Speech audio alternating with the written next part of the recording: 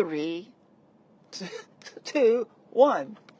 Greetings, everyone. This is Ann KomarovsK coming to you live from Malibu on Pacific Coast Highway at a Chevron station, a real Chevron station. That's what's behind me. I'm in their parking lot. So the reason we're here today, oh, sorry, that's the radio. See, we have our two-way radio, listening scanner up. So in case you didn't hear, I'm running for governor, nonpartisan governor of California, communications executive. Do you expect me to have anything less than a radio to listen to the police and fire department? But I can't talk to them, see? I can listen to them, but I can't talk to them. So I'm here to talk about, first of all, the gasoline here at the Chevron station. I guess there's some report from Gavin Newsom that said not to go to Chevron station, which is kind of weird. Because if you go to Costco, they get their gasoline, which is a Kirkland brand, from the El Segundo refinery in Southern California. Costco gas comes from Chevron refinery. The guy told me. He has to pull it out of the truck, put it into the tanks underneath for all the Costco customers. So that I have it on good authority. So let's talk about my resume. They keep saying, Ann, what makes you qualified? First of all, nonpartisan governance. I have a huge qualification on that in general because I'm a nonpartisan. Not a Democrat, not a Republican, nonpartisan. According to Sacramento Bee, I might become the first nonpartisan governor elected. Yeah, that's the way they defined me. So, real quick, qualifications. The reason is, no one's written a story, but my resume is on my website. So if you go to the website, npp2026.com, you'll find me, or npp2026.com. You'll find my various links. One of them is my professional link, which is LinkedIn. And this is just a little bit of what it looks like. My resume on LinkedIn. It's actually very extensive.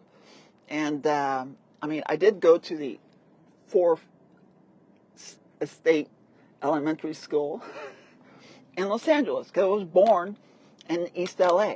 So people don't know that, but I was born in East LA. Bet you didn't know that.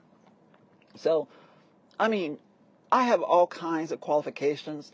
If you just go here, it says firefighter, qualified firefighter, Rio Hondo Fire Academy. I actually can drive and operate fire engines. People don't know that. My certifications, I'm a member of the union, NABIT, CWA.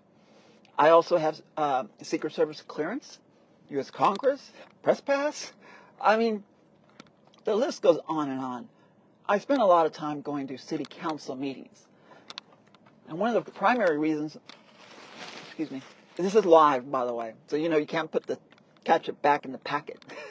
So the primary reasons to run for office is because I was finding that it was a lot of issues that go to the top, to the state, that could be taken care of. And most of them were related because we have bad governance. And what I found out is we have Republicans and Democrats battling it out like a gang fight. So it was kind of like, no, that's not going to work. We need to fix this. So that's why I am running for governor of California, because I can bring non-governance and civility to Sacramento. So one of the things that I've noticed is it requires teamwork. And that means you don't always agree with the other person, but together you somehow come up with a solution that benefits everyone. We, the people. One of those things that has to be done soon is the issue with Southern California Edison, or power companies, Pacific Gas and Electric. All the power companies are scared to death that they're going to get sued because, they might start a fire for providing a service. And it happens. They do get sued. The thing is, they're increasing the frequency of power shutoffs as a result. What do you expect? They don't want to be responsible. At the same time, there is a danger every time they de-energize and re-energize a line. So it might have to come to the voter, you, the people. Which one do you prefer, lights on or the chance we'll have a fire? So there was a survey done that 90% of power customers here in California prefer to keep the lights on for a variety of reasons. Besides, your refrigerator, your power, your TV, crime, the street lights, the traffic lights, accidents, all kinds of stuff. 90% in this survey said they prefer to keep the lights on. There you go. That might have to go to the voter because it's a decision that the whole state needs to make, not just one person or a little bitty agency you never heard of that's appointed by the governor. So it's better that issues such as if the lights go off, it should be determined by the voter. What do you guys prefer? 90% of you say keep the lights on. 10% say the other, wildfire prevention. You can have both. Fire suppression should not be our number one priority. It's prevention, right? You go to the doctor for prevention, not reaction. So that is the best. So that is something that we're dealing with right now. And the reason I'm doing this live is because I've been doing other stuff today. There are other issues.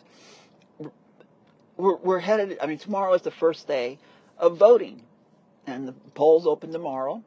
And that's, thank you very much for the birthday greeting. Can you let me know if I sound okay? Because I'm using different mics and stuff. So thank you. I appreciate it. I was thrown off course. There's other issues we're all preparing because polls open tomorrow. And so everybody's trying to get things together. We've been online posting on Nextdoor, Facebook and stuff, and trying to get the word out to go vote nonpartisan, trying to convince them. And the thing is, everybody wants nonpartisan governance.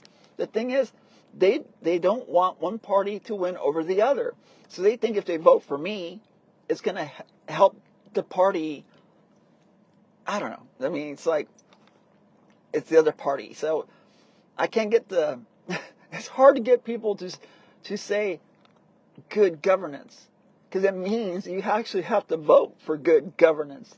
You have to make a choice. You have to choose good governance over the same old thing that doesn't work. Okay? We know it doesn't work. So one of the issues is that we have, and here is the voter guide. And I get a little bit of flack because I'm in here. But a majority of the candidates that you're seeing that you're going to be voting for did not make it in here. Why is that? So I have a slogan. And it's kind of bizarre because it's not bizarre because it actually is a real website. And if you go to npp2026.com, npp2026.com, you'll see it there, and you'll see the link to what we have for our website. But it's backwards. It's Facebook. Okay, you got to flip it. So you see my candidate statement there, right? Okay, there you go. One of them is how the West was won. And I was at the library, and a gentleman asked me, what does that mean? How the West was won, O-N-E, how the West was won.org or .net, is because it's unification of California and all the West. And we all, let them off, we all think together. We all think, not together, we all work together. Well, I guess we all think together that we want to make California great again. Who doesn't want to help make California great again? Why would you not want that? Especially when somebody says please and thank you. So I'm going to keep it short because I get in trouble. Don't know how these things work. All I'm going to say is tomorrow the polls open and I got this video out. I'm out and about. Had to go out and get the newspaper. the Malibu Times, which is weird. I live in Malibu, right here. They never did a story on me at all, like I don't even exist. It's the most bizarre thing. It's like I don't exist. The radio doesn't do a story about the person here in Malibu running for nonpartisan governance. So it's a really bizarre situation I find myself in. Is you got these Democrats and Republicans getting a lot of traction, but they don't have a lot of solutions. For example, Pacific Palisades, it burned. You might have heard of that fire. They're part of LA City. So the question I brought up is, or I said is, well, how are your efforts towards incorporation of your community into a city? Pacific Palisades should be its own city. Governance should be from local, not from downtown Los Angeles, especially Pacific Palisades. They're much closer to something like Malibu than they are to downtown LA. You know? So those are good issues that no one's bringing up. You know, mayor candidates are not bringing up incorporation of the Pacific Palisades to save their own skin. You got to save your own kingdoms, your own neighborhoods, and the best way to do that is for you to take control of your local governance. I know that the residents and the officials there can do a much better job than downtown LA or Sacramento. See? And that could help the recovery efforts for that community. The other paper here is another community that probably wants to be its own community. Topanga Canyon is backwards for live. Topanga New Times, okay? And they have these really interesting front covers all the time. So I got their paper. It was available at Malibu City Hall. Now, not sure if Topanga Canyon wants to be their own incorporated city. I'm not sure about that. Never asked them. But Pacific Palisades has its small town. It has everything. So they just need good governance. And that's the issue they're having right now because they're running for mayor. There's a lot of discussion. Democrats and Republicans are fighting for a position of mayor of Los Angeles, which is nonpartisan. It's a nonpartisan position, such as governor of California. So why not elect nonpartisan candidates to nonpartisan offices? There you go. So I have my ballot still. Everybody's asking, like, where did it go? Yeah, I was like, here. That's where it goes. It's my address. Still haven't opened it yet because I planned to vote in person, and you're supposed to destroy this.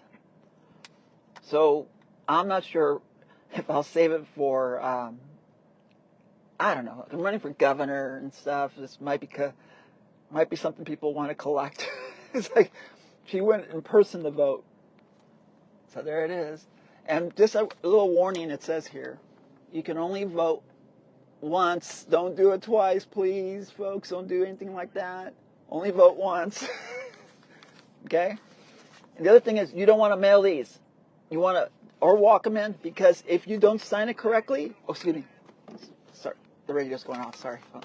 I was going to say, if you don't sign it correctly, or you fail to sign it, you fail to hit a check mark, it might not be counted. Your vote might not count. The only way your vote counts if you actually walk in there to the polling places and vote in person.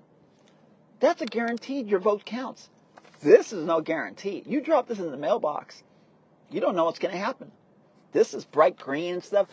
You know, you never know if they say, pick up the ones that are green and sort of, put them away. So you just don't know. Hi. Thank you very much for the birthday greetings there, Fred. Appreciate it. It is my birthday. So I'm about celebrating in a really odd kind of way because I'm over here praying to high above that I become California's first nonpartisan governor, elected nonpartisan governor, because they were appointed. The first governors were appointed, and they were like nonpartisan independent, or nonpartisan. So this would be historic for to have a nonpartisan governor. So get out there, do your voting, be smart, vote for nonpartisan. We actually do stand a very good chance of making it past the June 2nd primary.